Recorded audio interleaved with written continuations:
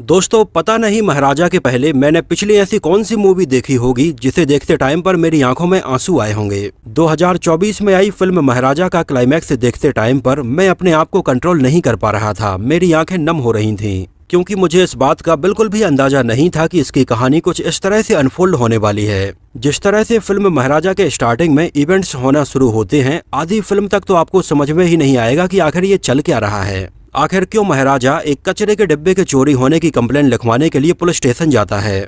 और इसकी कहानी को इतनी खूबसूरती से लिखा गया है कि फिल्म की कहानी वैसे तो दो टाइमलाइन में चलती है, लेकिन अगर आप इसको ध्यान से नहीं देखेंगे तो आपको ये पता ही नहीं चल पाएगा कि ये कौन सी टाइमलाइन चल रही है। फिल्म महाराजा नेटफ्लिक्स पर हिंदी डब्ड वर्जन में रिलीज हो चुकी है और शायद आप में से बहुत सारे लोगों ने इसको ऑलरेडी देख भी लिया होगा। तो आज इस वीडियो में हम महाराजा से जुड़ी ऐसी कई बातों के बारे में आपको बताने वाले हैं जो शायद आप नहीं जानते होंगे। और अगर आप लोगों ने अभी तक ये फिल्म नहीं देखी है तो इसको एक बार मेरी रिकमेंडेशन पर जरूर देखना। कैसे बॉलीवुड के जाने माने डायरेक्टर अनुराग कश्यप, जिन्होंने गैंग्स ऑफ वासेपुर जैसी बेहतरीन फिल्में बनाई हैं, वो इसमें विलेन का रोल निभाने के लिए तैयार हुए। इसके कौन से सीन में अनुराग कश्यप को रियल में चोट लगने के बावजूद भी वो एक्टिंग करते रहे, उन्होंने सीन को कट नहीं करवाया। कैसे ये फिल्म पहले किसी और एक्टर को ध्यान में रखकर लिखी गई थी, लेकिन एक्सीडेंटली कैसे विजय सेतुपति इसमें काम करने लगे।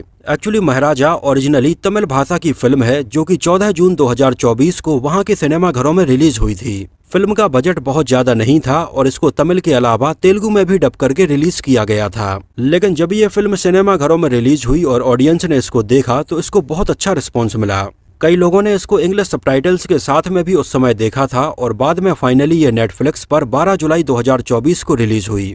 और महाराजा के नेटफ्लिक्स पर रिलीज होते ही ये फिल्म ट्रेंडिंग में बनी हुई है। महाराजा में जिस तरह से कहानी हमें दिखाई जाती है, उसे देखने के बाद ऐसा लगता है कि मानो किसी बहुत ही एक्सपीरियंस डायरेक्टर ने इसको बनाया होगा। लेकिन आपको शायद ये बात जानकर हैरानी होगी, लेकिन इसको बनाने वाले निथिलन स्वामीनाथन ने इसके पहले केवल एक फिल्म डायरेक्ट की थी। ये फिल्म थी साल 2017 में आई कोरंगू बोमाई, जो भी एक क्राइम थ्रिलर फिल्म थी। और निथिलन स्वामीनाथन के द्वारा डायरेक्ट की गई इन दोनों ही फिल्मों में हमें एक चीज कॉमन नजर आती है। जैसे कोरंगू बोमाई में फिल्म की आधे से ज्यादा कहानी एक बैग के इर्द गिर्द घूमती हुई नजर आती है, ठीक वैसा ही महाराजा की आधे से ज्यादा कहानी एक कचरे के डिब्बे के इर्द गिर्द घूमती हुई ही नजर आती है। मतलब निथिलन स्वामीनाथन अपनी फिल्म की कहानी में ऑब्जेक्ट के ऊपर भी बहुत ज्यादा ध्यान देते हैं। निथिलन स्वामीनाथन का फिल्म लाइन से दूर दूर तक कोई भी कनेक्शन नहीं था। उन्होंने विजुअल कम्युनिकेशन में अपना ग्रेजुएशन कंप्लीट किया था और इन दोनों ही फिल्मों के पहले वो लगभग 7 से 8 शॉर्ट फिल्में बना चुके हैं। उस समय 2017 में फिल्म कोरंगू बोमाई की सफलता के बाद में निथिलन स्वामीनाथन ने एक और फिल्म की कहानी लिखी थी। उस समय सुधन सुंदरम के पैशन स्टूडियो ने उनकी इस कहानी के ऊपर फिल्म बनाने का डिसाइड किया था और एक बॉन्ड भी साइन करवाया था।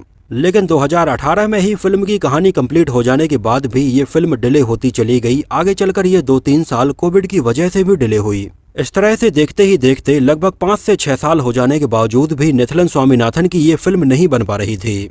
इसके बाद निथिलन स्वामीनाथन ने दूसरे प्रोडक्शन हाउस को ये कहानी सुनाई और वो इसके ऊपर फिल्म बनाने के लिए तैयार हो गए। बस उनकी ये शर्त थी कि इसमें लीड एक्टर के तौर पर विजय एंटोनी को साइन करें।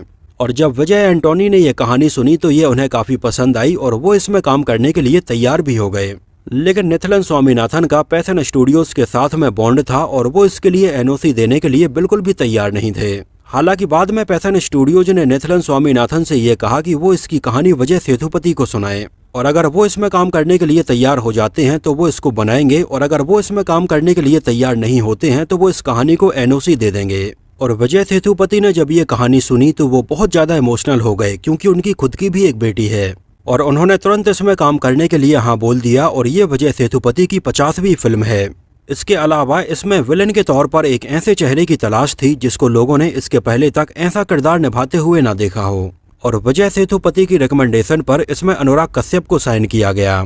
एक्चुअली विजय सेतुपति ने अनुराग कश्यप के द्वारा डायरेक्ट की गई इसके पहले बहुत सारी फिल्में देखी थीं और उनको बतौर एक्टर भी उन्होंने देखा था। जहां अनुराग कश्यप इसके पहले एक तमिल फिल्म एमाइक का नोडिगल में नजर आ चुके थे। एक्चुअली अनुराग कश्यप भी विजय सेतुपति को बहुत ज्यादा मानते हैं और उनकी बहुत ज्यादा रिस्पेक्ट करते हैं। और ये लगभग 2018 के आसपास की बात है जब अनुराग कश्यप अपनी एक फिल्म में विजय सेतुपति को साइन करने वाले थे।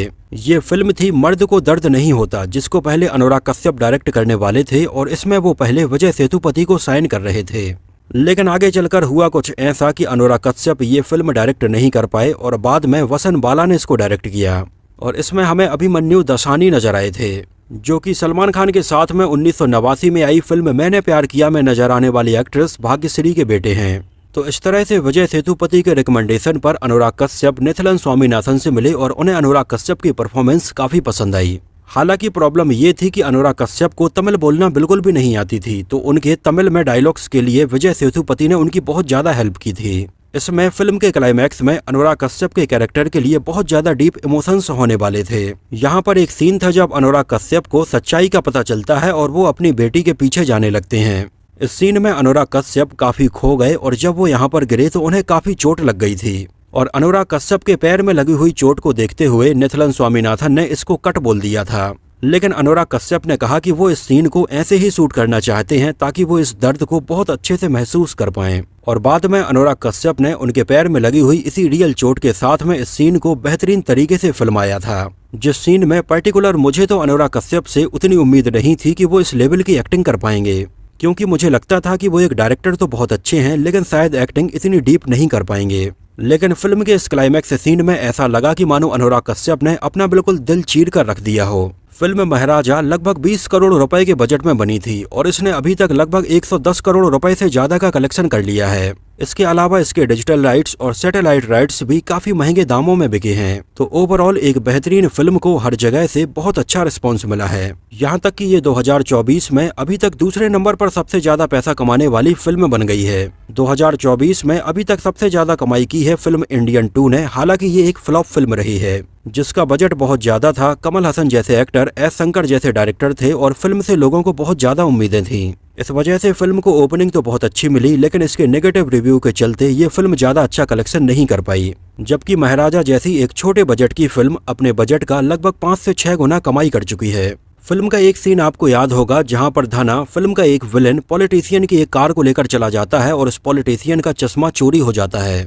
तो वो पॉलिटिशियन कार के गैराज में आता है और धना को मारने के पहले बोलता है कि क्या तुमने परवाई ओंद्रे पोथू में देखी है, जो कि एक तमिल फिल्म है जो 2001 में आई थी और इसमें हमें कुणाल नजर आए थे। और वो धना से बोलता है कि वो सनग्लास उसको एक्टर कुणाल ने गिफ्ट किए थे। जो इसके तमिल वर्जन में अगर आप सबटाइटल में देखेंगे तो वहाँ पर हमें कुणाल से सनग्लासेस लिखा हुआ भी नजर आता है। एक्चुअली वो कुणाल का काफी बड़ा फैन होता है और इस सीन के थोड़ी पहले उसकी कार में हमें कुणाल की फोटो लगी हुई भी नजर आती है। इसके अलावा फिल्म में हमें 2 जगह पर एक सांप भी देखने के लिए मिलता है, जहां पहली बार तो ये सांप हमें दिखाया जाता है विजय सेतुपति के घर में, जहां पर घर में टूट-फूट हो रखी होती है और ये सांप विजय सेतुपति के पास से ही निकल जाता है लेकिन उसे नुकसान नहीं पहुंचाता है। और दूसरी बार एक सांप हमें देखने के लिए मिलता है पुलिस स्टेशन में, जहां पर विजय सेतुपति इस सांप को पकड़ लेता है। एक्चुअली यहाँ पर डायरेक्टर सिंबॉलिकली ये दिखाना चाहते थे कि ये सांप रिप्रेजेंट कर रहा है नल्ला शिवम के किरदार को, जहां पहला सांप तो नल्ला शिवम ने जो विजय सेतुपति के घर में उसकी बेटी के साथ में हरकत की थी और घर में तोड़फोड़ की थी उसको रिप्रेजेंट कर रहा था, और दूसरा पुलिस स्टेशन में भी ये सांप नल्ला शिवम को ही रिप्रेजेंट कर रहा था। अगर आपने ये सीन ध्यान से देखा हो जहां पर विजय सेतुपति से धना बोलता है कि उसका एक साथी पुलिस स्टेशन में भी है, तो पुलिस स्टेशन में दिखाया गया ये दूसरा सांप भी नल्ला शिवम को ही रिप्रेजेंट कर रहा था। इसके अलावा फिल्म का एक और छोटा सा सीन था, अगर आपने ध्यान दिया हो, जहां पर विजय सेतुपति की बेटी का इलाज डॉक्टर कर रहे होते हैं, तो उनकी बेटी के बेड के नीचे भी हमें लक्ष्मी, वही डस्टबिन रखा हुआ नजर आता है जिसने फिल्म के स्टार्टिंग में उसकी जान बचाई थी, जो ये दिखाता है कि लक्ष्मी यानी कि इस कचरे के डिब्बे को विजय सेतुपति बहुत ज्यादा लकी मानते हैं। इसी वजह से उन्होंने फिर से इस कचरे के डिब्बे को अपनी बेटी के बेड के नीचे रखा है कि शायद उनकी बेटी जल्दी ठीक हो जाए। तो इस तरह की ऐसी बहुत सारी माइनर लेकिन बहुत अच्छी डिटेलिंग फिल्म महाराजा में हमें देखने के लिए मिलती हैं। आगे चलकर फिल्म को थालापति विजय ने भी देखा और अपने ट्वीट के जरिए उन्होंने फिल्म की बहुत ज्यादा तारीफ की। तो दोस्तों, ये तो बात हुई महाराजा से जुड़े बहुत सारे अननोन फैक्ट्स के बारे में। मुझे तो ये फिल्म बहुत ज्यादा पसंद आई है। अगर आप लोगों ने ये फिल्म देखी है तो आपको ये कैसी लगी थी हमें कमेंट सेक्शन में जरूर बताना। और अगर ये वीडियो आपको पसंद आया हो, मेरी मेहनत आपको पसंद आई हो, तो इसको प्लीज लाइक करके मुझे इस बात का जवाब जरूर दीजिए। तो मिलते हैं किसी नए वीडियो में कुछ और ऐसी ही इंटरेस्टिंग और रोचक बातों के साथ।